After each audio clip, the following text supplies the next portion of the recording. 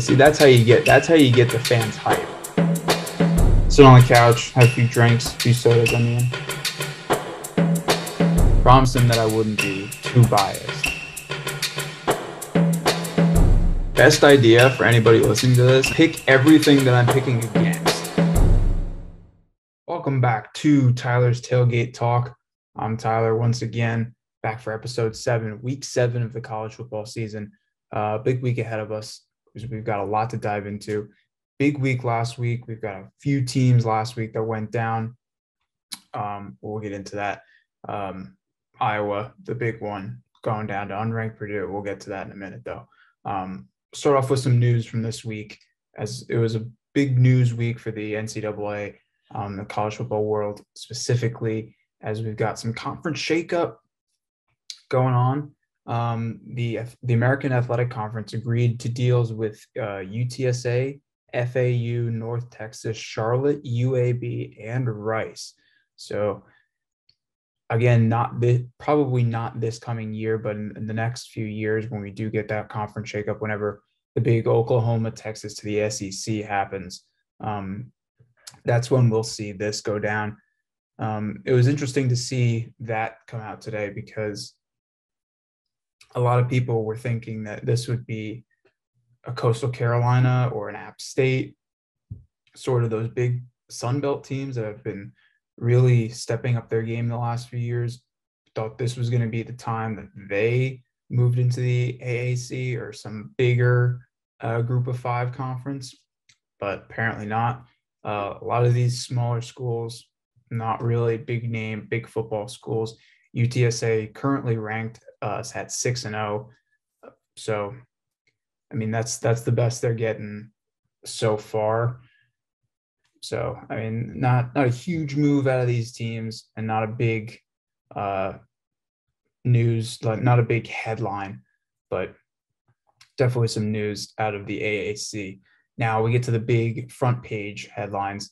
Coach O, the head coach of LSU, Coach Ed Orgeron, Mr. Go Tigers, is stepping down from LSU. The program has decided that they're going to go in a new direction in 2022, but they did agree that Coach O will finish the year out with the Tigers and finish the 2021 season. If they do make a bowl game, he will coach in the bowl game. That is confirmed. So at least Tigers fans will have their goodbye with the national championship winning head coach. It was interesting because Joe Burrow, who's now the quarterback of the Cincinnati Bengals, former LSU quarterback, was interviewed after his practice the other day and basically said that, he wouldn't be in Cincinnati if it wasn't for Coach O. He got real emotional talking about Coach O stepping down.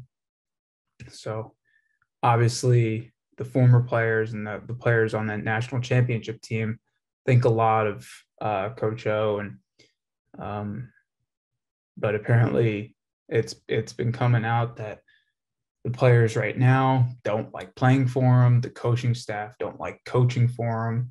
So a lot of weird things going on down there in the Bayou, but just a big headline coming out that Coach O is no longer going to be the head coach come the 2022 season. Now, heading over to Georgia, another SEC school, Coach Kirby Smart has announced that the Bulldogs are going to ride out with JT Daniels and Stetson Bennett sharing time.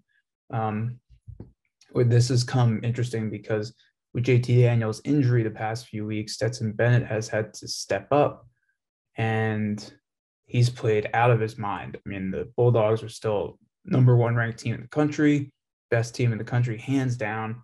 They're beating everybody by a lot. So no surprise here as Stetson Bennett's been performing well. JT Daniels was playing really well before the injury. So Kirby Smart just loading up on 2 quarterbacks just to ride out the rest of the season. This team is going to be good for a long time. Last week, pretty good week in the college football world, kind of a predictable one. We didn't have a lot of two ranked teams playing each other action. But we did have a big team get knocked off, as I mentioned earlier. Number 2, Iowa, going down to Purdue. Purdue just outplayed Iowa the entire game. It wasn't even really close. Iowa didn't. It wasn't a circumstance of Iowa having to go down on a game-winning drive and beat Purdue. It was just Purdue dominating the entire game. And then if you go ahead up in the rankings a little bit more, number 23, Arkansas, loses to Auburn. Not a big surprise there, as Auburn and Bo Nix have been either really good or really bad.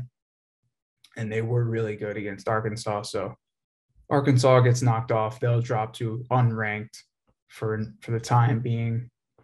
And we'll probably see Auburn jump into the rankings a little bit.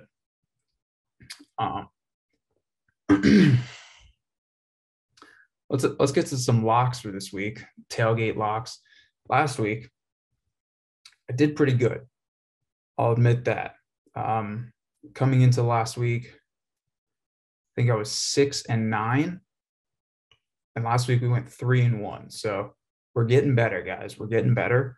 I did have Alabama minus 17.5 against Mississippi. They covered that easily. Michigan State minus 4.5 against Indiana. They won by 5, so a close one there, but we did get that one. And then Ole Miss taking on Tennessee. I had Ole Miss minus 2.5, and they covered that by 5 with a 5-point win over Tennessee in the game in which Tennessee fans threw trash on the field, threw golf balls at Lane Kiffin, the Ole Miss head coach. So interesting end of the game there, but we did cover that one. And then our one loss on the week last week was the over of 44.5 in the Georgia-Kentucky game. And they combined for 43 points. So we fell 1.5 short there. So literally just 1.5 short of a perfect week. Really makes me sad, but we do go to 9-10 on the year. So we're getting back to 500 or close to it. And we'll see how the rest of the year rides out. This week, tailgate locks.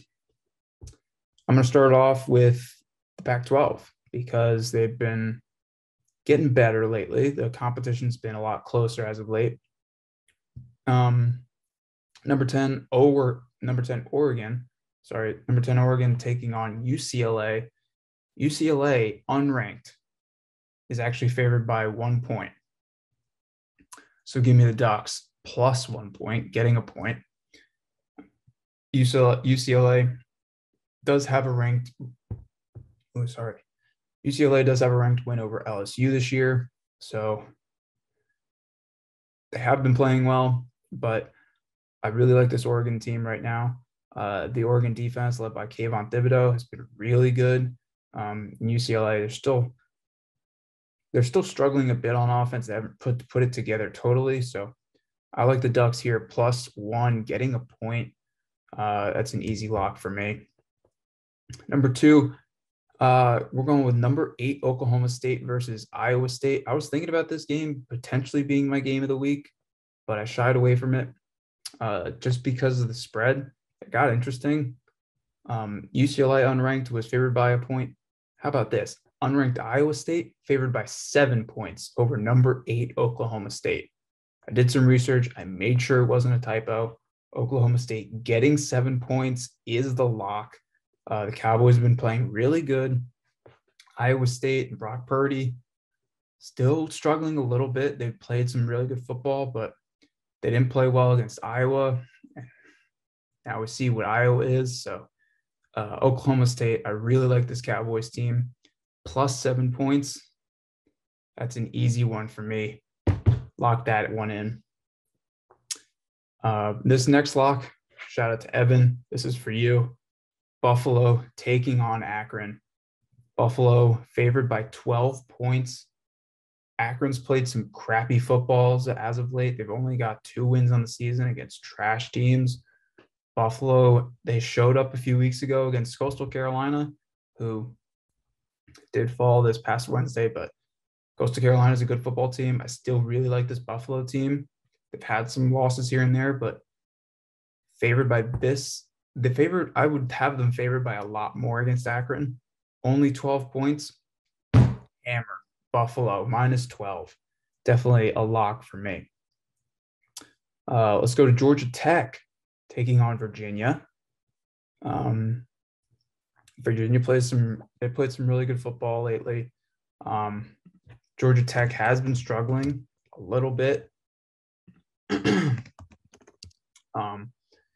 The ACC's kind of been lately.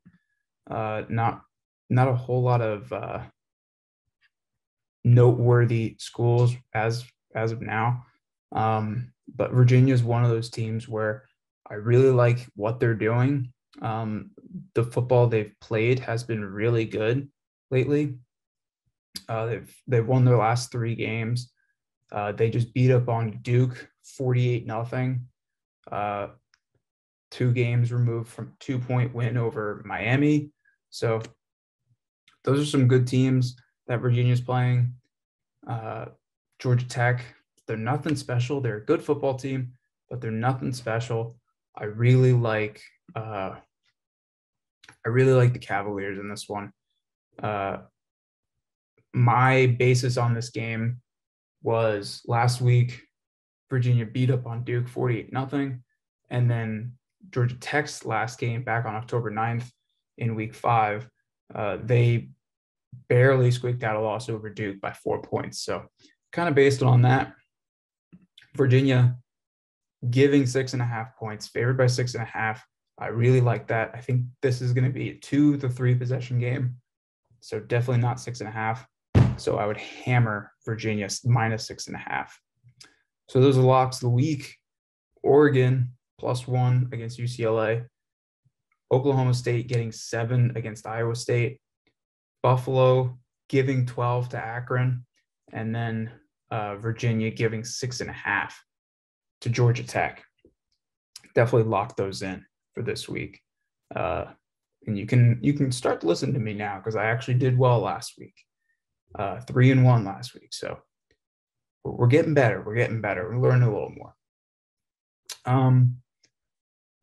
One thing I wanted to do last week that I didn't really get to, but we're gonna talk about it this week. We're getting towards that point in the college football season where the rankings are starting to mean a little more, and we're starting to see the end with where the rankings are at. I mean, just for an example, Georgia, they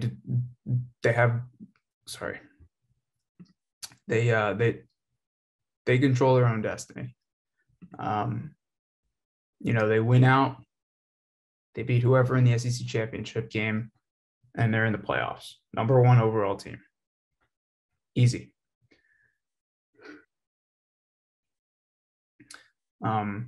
Cincinnati, they go undefeated, they're in. It's easy. Oklahoma, they go undefeated, win the Big 12, they're in. Caleb Williams has been playing really good, so Oklahoma, I'm a fan of them at number 3. I like where they're at. They control their own destiny. They get it. Where it gets interesting is, you look at the rankings and you've got number 5, number 6, number 7, number 9, all Big Ten teams. And so that goes Ohio State, Michigan, Penn State, and then Michigan State at number 9. They don't control their own destiny because there are some big games coming up for all of those teams in week 9. So, week 8. So we'll see a little bit more out of those teams. I would say right now in week 7, you want to root for the Big Ten. You want to root for the Big Ten because if Ohio State wins, Penn State wins, Michigan wins, and Michigan State wins. I think next week we've got Ohio State playing Penn State. So that's going to be a great game. Loser of that is going to be eliminated from the college football playoff.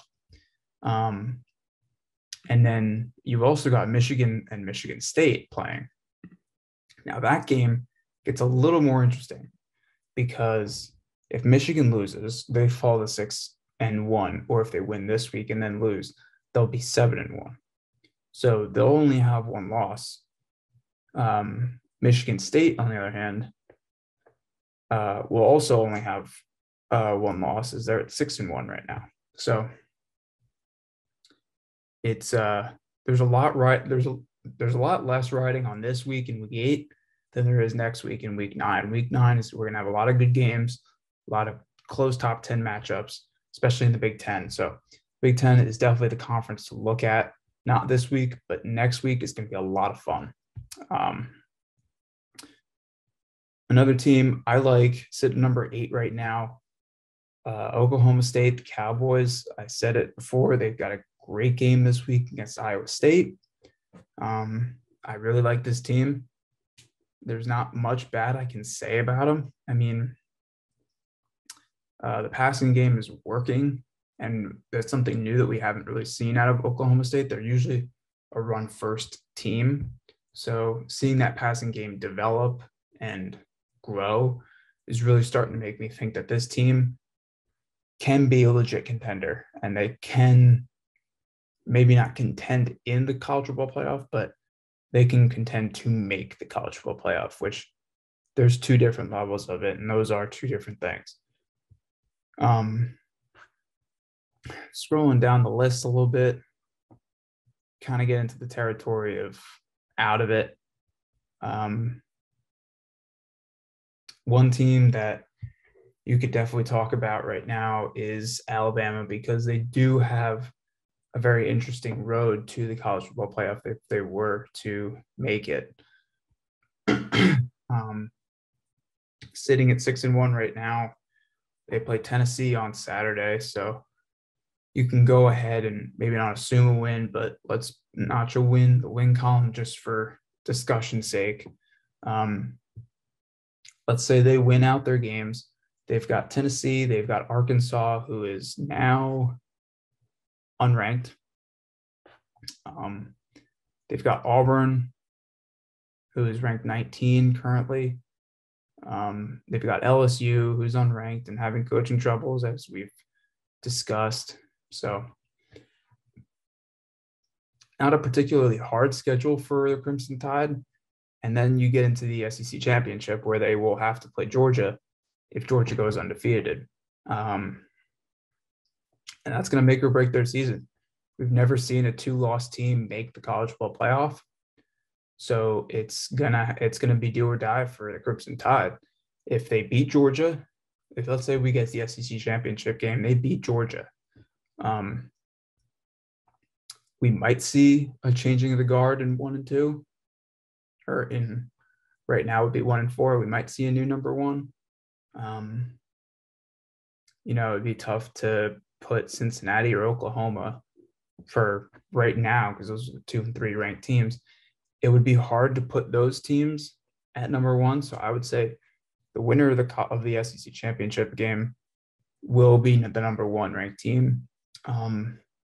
If Georgia loses that game, they're still going to be in the playoff. They're going to be the number 2 team in the country. So I mean, they pretty much punched their ticket as long as they just win out. And their only real competition right now probably be Florida next week. So, and Florida's unranked, so they've been struggling as of late. So I would expect Georgia to be undefeated when it's all said and done, going into the SEC championship game. Interesting to note that the ACC will not make the playoff for the first time ever. You're looking at teams like Florida State back in the day, the first year they had it. Clemson. I mean, those teams, Notre Dame last year when they were in the ACC for a year, I mean, the teams that they've brought to the college football playoff have been really good. And it's kind of sad that this year we're not going to see anybody. I mean, Clemson is not Clemson this year. No, we can all admit that. Um, their best team in the rankings right now is NC State, which tells you a lot. Pittsburgh is the favorite to win that division. So, it says a lot that the ACC isn't going to be in it this year. Hopefully we see a good game out of Pittsburgh and Clemson this week. They are playing each other. Pittsburgh is favored for, Clemson not favored for the first time in how long? At least in the regular season. I don't know about the postseason, but at least in the regular season, Clemson, it's been a while since they haven't been ranked. So that'll be a good game. But it's interesting that now we're not going to see the ACC in the college football playoff. We will most likely see a group of 5 school in Cincinnati make it. As long as they win out, they just got to beat SMU, which is not exactly an easy game, but not impossible. And they'll make it. So that 3 and 4 spot is going to be interesting. Can Oklahoma hang on? Can a Big Ten team squeak in as they should? Big question is, can Alabama beat Georgia? Because if they do, then you got a big discussion, because you'll have a Big Ten champion. You'll have Georgia, you'll have Alabama, you'll have Cincinnati, who's most likely going to be undefeated. And then you might have an Oklahoma team who's undefeated and the Big 12 champions. So again, it's early. I mean, a lot can happen. There's a whole lot of football to be played.